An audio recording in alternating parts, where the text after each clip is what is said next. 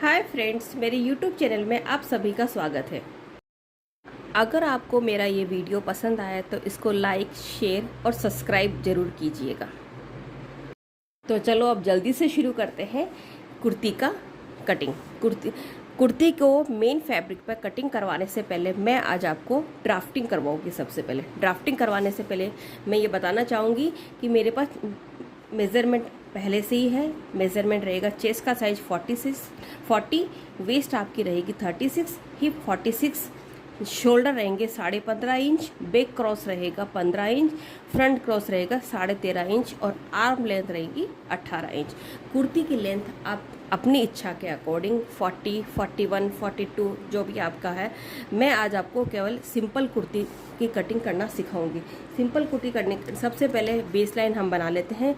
Base line मान के चलो हमारा ये कपड़े का फोल्ड साइड है। कपड़े को हमने पहले डबल फोल्ड किया और डबल फोल्ड करने के बाद जो ये हमारा फोल्ड साइड रहेगा उसके अकॉर्डिंग हम कटिंग करेंगे फोल्ड, और उसी के अकॉर्डिंग हम ड्राफ्टिंग भी करेंगे। फोल्ड साइड के बाद सबसे पहले हमारी ये बेस लाइन हो गई, जो टॉप की हमने पहले कपड़े को सीधा करके ये 0 इंच से शुरू होता है बेस लाइन। बेस लाइन के बाद सेकंड हमारा ऑप्शन रहेगा हमें ये आर्म लेंथ कितना लेना है। आर्म लेंथ लेने का तरीका है, सबसे पहले चेस्ट का जो मेज़रमेंट है हमारा, चेस्ट हमारा कितना है 40, और 40 को डिवाइडेड बाय 6 से करेंगे तो हमारा रहेगा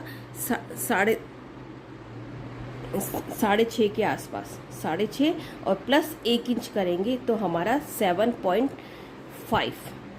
तो 7.5 हम आर्म लेंथ लेंगे। ये वाली हमारा, ये मान के चलो हमारा ये 7.5 पे पॉइंट बना हुआ है, तो ये हमारी हो गई आर्म लेंथ।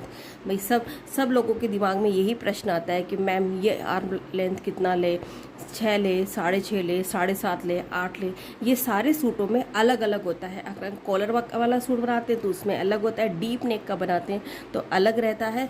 और हमारा ये जो सूट आज हम बनाएंगे, कुर्ती बनाएंगे, उसमें पीछे गले की लंबाई 2 से 3 इंच जो मार्केट में अवेलेबल इस तरह से कुर्तियाँ होती वैसी रहेगी। तो ये हमने क्या बताया था, हमारा आर्म लेंथ रहेगा 7.5 इंच, तो 7.5 इंच हमारा आर्म लेंथ रहेगा।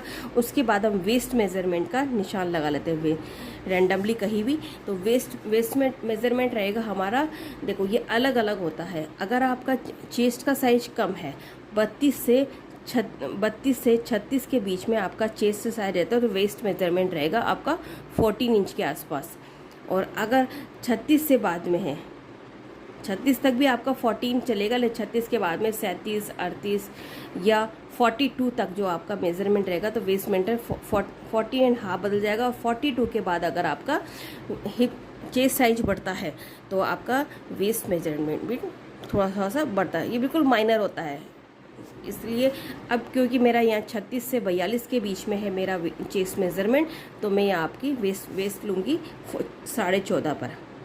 ये हमारा 3 पॉइंट हो गए, बेस लाइन, आर्म लेंथ और हमारी वेस्ट लाइन। वेस्ट लाइन के बाद नेक्स्ट मेज़रमेंट रहेगा हमारा हिप साइज।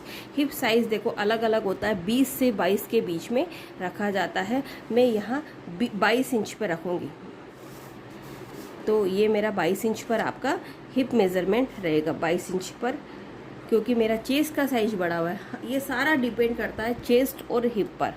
अगर चेस्ट और हिप कम है तो आप 22 की जगह 21 भी रख सकते हैं। थोड़ा चाक किसी को और ऊपर चाहिए तो 20 इंच भी रख सकते हो। और ये हमारी रहेगी लास्ट में लेंथ, कुर्ती की जो लेंथ। अब हमें ये कितना लेना है ये भी तो डिसाइड करना है। अभी तो ड्राफ्टिंग ख़त्म नहीं हुई है। सबसे पहले बात करते हैं, यहाँ हमें अब शोल्डर का यूज़ होगा। शोल्डर हमारा कितना है 15.5 शोल्डर है। तो क्योंकि हमारा ये हाफ कुर्ती का कटिंग एक साथ हो रहा है, इसलिए उसका हाफ ही लेंगे डिवाइडेड बाय 2, तो 7.75 हमारा ये आता है। तो ये हमारा 7.75 रहेगा। ये मान के चलो इस पॉइंट पे 7.75 इंच रहता है। तो ये हमारा नीचे वाला मेज़रमेंट भी सेम ही रहता है, यहाँ पे 7.75। इस तरह से एक सीधी लाइन बना देंगे। अब ये कितना लेना है, चेस्ट मेज़रमेंट, चेस्ट कितना है आपका 40 है, चेस्ट 40 है, तो डिवाइडेड बाय 4 करिए और प्लस ½ इंच आप लूजिंग देना चाहे तो कंफर्टेबल रहता है कुर्ती पहनने में, टाइट नहीं रहता। ये ब्लाउज़ नहीं है, ब्लाउज़ होता तो शायद हम फिक्स मेज़रमेंट पे लेते, लेकिन कुर्ती है, कुर्ती में ½ इंच प्लस कर लेते हैं। तो ये आपका चेस्ट कितना हुआ, 40 में 4 को डिवाइड करा दो, 10 प्लस आधा, 10.5 आपका, ये 10.5 पे मान के चलो, ये वाला पॉइंट हमारा ये आ रहा है। उसके बाद आपका वेस्ट मेजरमेंट, सेम प्रोसेस हो ही रहेगा।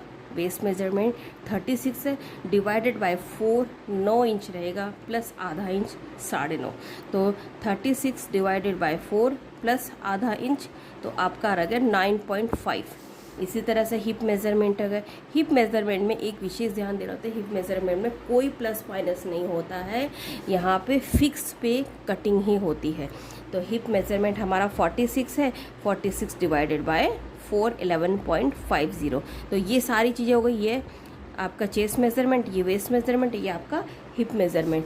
तो आपका चेस्ट मेज़रमेंट ये रह गया, आप सॉरी चेस्ट मेज़रमेंट ये वाला होगा 10.5, ये आपका चेस्ट मेज़रमेंट है, ये arm length measurement, chest measurement, waist और ये हिप मेज़र। तो ये हम 10.5 लेंगे, यहाँ से हम वेस्ट लेंगे 9.5 और यहाँ से हम लेंगे 11.50, और यहाँ पे ये घेरा आप 11.50 भी ले सकते हैं। थोड़ा सा आपको बढ़ाना है तो 12 इंच भी ले सकते हैं, आधा इंच बढ़ा सकते हो, प्लस माइनस ये आप पर डिपेंड करता है। तो हमने ये 12 इंच के आसपास ले लिया।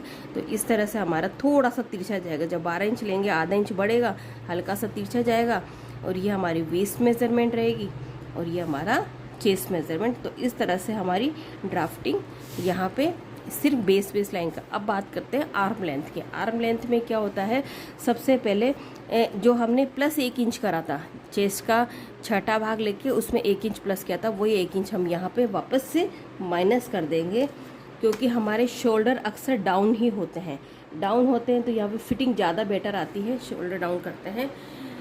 इसके बाद जो ये बची हुई लेंथ है 6.5 बचा, 6.5 का आधा होता है 3.25 पे एक सेंटर निशान लगा लेंगे, और ये इस निशान को इस निशान से इस राउंड कर्व की तरह फ्री हैंड इस तरह से मिला लेंगे।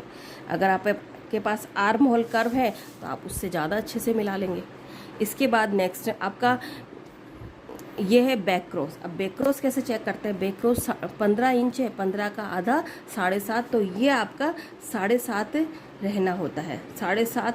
उसके अब आप चौथा इंच, आधा इंच जो आपका सिलाई में मार्जिन रहता है तो आप उसको प्लस कर सकते हो, तो आपका ये बैक क्रॉस आएगा। फ्रंट क्रॉस में इसी पॉइंट पे जो हमने मिड पॉइंट ये वाला बनाया है उसमें जो 13.5 रहेगा, 13.5 का आधा इंच करेंगे, आधा करेंगे तो ये रहेगा 6.25। तो यहाँ से हम 6.25 पे एक पॉइंट लगा देंगे, ये इस तरह से करके ये हमारा इस तरह से रहेगा, और फिर हम इसी को इस तरह से आर्म लेंथ, तो ये हमारी कुर्ती। लेकिन अब यहाँ पे क्योंकि हम कागज़ पे कटिंग कर रहे हैं तो अभी हमें एग्जैक्ट हमें इंची टेप से पता नहीं चल रहा कि कितना क्या है।